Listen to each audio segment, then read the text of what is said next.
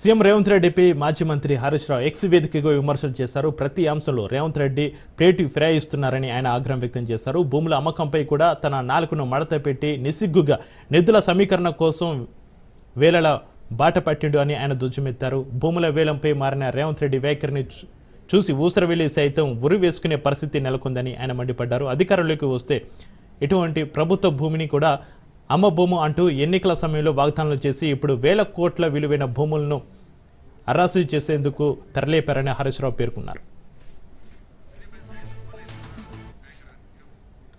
ఇక హరీష్ రావు కామెంట్స్ సంబంధించి మరింత సమాచారాన్ని మా ప్రతినిధి సైదులు ఫోన్లో అందిస్తారు. సైదులు. చక్రి, ముఖ్యమంత్రి రేవంత్ రెడ్డి భూముల వేలంపై మారిన వైఖరి చూస్తే ఊసరవెల్లి సైతం ఉరేసుకునే పరిస్థితి నెలకొందని చెప్పేసి విమర్శించారు మాజీ మంత్రి హరీష్ రావు. ప్రతి అంశంలోనే ప్లేటు ఫిరాయిస్తున్నటువంటి ముఖ్యమంత్రి రేవంత్ రెడ్డి ప్రభుత్వ భూముల అమ్మకంపై కూడా తన నాలుకను మడత పెట్టి నిస్సిగ్గుగా నిధుల సమీకరణ కోసం వేలాల బాట పడుతున్నాడు అని చెప్పేసి కూడా కొద్దిసేపటి క్రితమే మాజీ మంత్రి హరీష్ రావు ఎక్స్ వేదికగా కూడా ఆయన ప్రశ్నించారు, మండిపడ్డారు.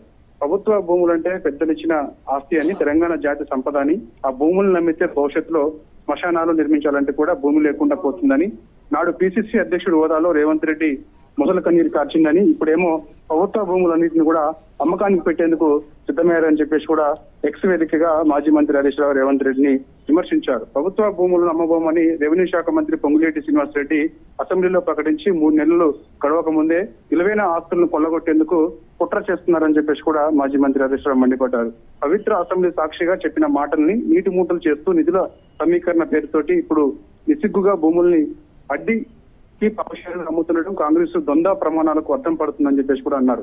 మాస్టర్ ప్లాన్ పేరిట వేలంపాట నిర్వహించేందుకు కన్సల్టెంట్ నియామకానికి గత నెల 28న టెండర్లు పిలవడం దిగజారుడు తనానికి పరాకాష్ట అని చెప్పేసి కూడా విమర్శించారు. సో ఏదేమైనా సరే ముఖ్యమంత్రి రేవంత్ రెడ్డి మాత్రం ప్రభుత్వ భూములు మాత్రం అమ్మడానికి, అంటే ప్రజలకు ఇచ్చినటువంటి హామీలు నెరవేర్చుకుంటా ఇటు ఒకవైపు అనేక హామీలు 420 హామీలు ఇచ్చారు కాంగ్రెస్ పార్టీ, 6 గ్యారెంటీలు అని చెప్పేసి అన్నారు. 6 గ్యారెంటీ కూడా అమలు చేయలేదు కాబట్టి ప్రజలకు ఇచ్చినటువంటి హామీలు అమలు చేయలేకపోతుంది కాబట్టి అందుకు భూములను అమ్మేందుకు ముఖ్యమంత్రి రేవంత్ రెడ్డి సిద్ధమయ్యారని చెప్పేసి కూడా ఎక్స్ వేదికగా విమర్శించారు మాజీ మంత్రి హరీష్ రావు.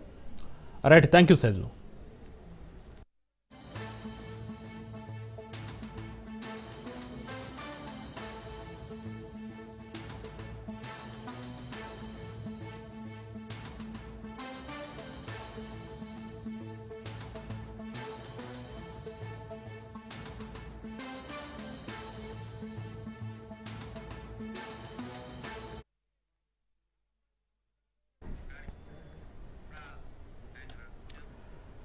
బ్రేకింగ్ న్యూస్ చూస్తున్నాం. సీఎం రేవంత్ రెడ్డిపై మాజీ మంత్రి హరీష్ రావు ఎక్స్ వేదికగా విమర్శలు చేశారు. ప్రతి అంశంలో రేవంత్ రెడ్డి ప్లేటు ఫిరాయిస్తున్నారని ఆయన ఆగ్రహం వ్యక్తం చేశారు.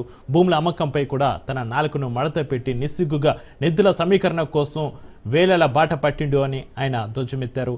భూముల వేలంపై మారిన రేవంత్ రెడ్డి వైఖరిని చూసి ఊసరవెల్లి సైతం ఉరి వేసుకునే పరిస్థితి నెలకొందని ఆయన మండిపడ్డారు. అధికారంలోకి వస్తే ఇంచు ప్రభుత్వ భూమిని కూడా అమ్మ భూము అంటూ ఎన్నికల సమయంలో వాగ్దానాలు చేసి ఇప్పుడు వేల కోట్ల విలువైన భూములను అర్రాసి వేసేందుకు తరలిపిండని హరీష్ రావు పేర్కొన్నారు.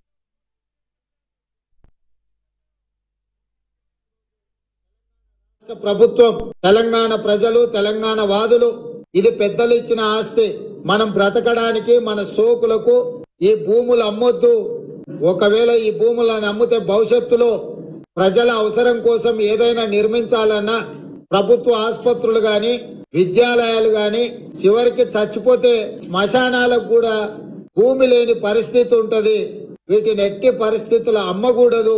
తెలంగాణ జాతి సంపదను 5 సంవత్సరాల కోసం ఎన్నికైన కేసీఆర్ గారు రాష్ట్రంలో ఉన్న అన్ని భూములను తెగనమ్ముకొని పోతే భవిష్యత్ తరాలకు ప్రభుత్వ భూమి అందుబాటులో లేకపోతే చివరికి శ్మశానాలకు కూడా కరువు వచ్చే పరిస్థితి ఉంటది. కాబట్టి ఈ భూములను అమ్మొద్దు అని చెప్పి ఒక పక్కన తెలంగాణ వాదులు చర్చ చేస్తున్నారు. జీవో నంబర్ 54 డేటెడ్ 26 జూన్ 2024 ఈ ప్రభుత్వం వచ్చిన తర్వాత ఏంటిది? ల్యాండ్స్ రంగారెడ్డి జిల్లా alienation of the government land to an extent of 400 acres, survey number 25, situated in Gachibowli village, Sherlingampalli Mandal, in favor of Industrial Infrastructure Corporation for the purpose of development of IT and mixed use on payment of market value 75 crores per acre. 75 కోట్లకు ఎకరం కాడికి ప్రభుత్వ భూమిని 30,000 కోట్ల రూపాయల భూమిని ఈ రాష్ట్ర ప్రభుత్వం ఇగో ఈ జీవో ద్వారా అమ్మింది. ఈ భూమిని కుదబెట్టి టీజీఐఐసి వాళ్ళు బ్యాంకుల్లో 20,000 కోట్ల అప్పు తేవడానికి 3 నెలల నుంచి కాలుకు బల్పం కట్టకుండా తిరుగుతున్నారు.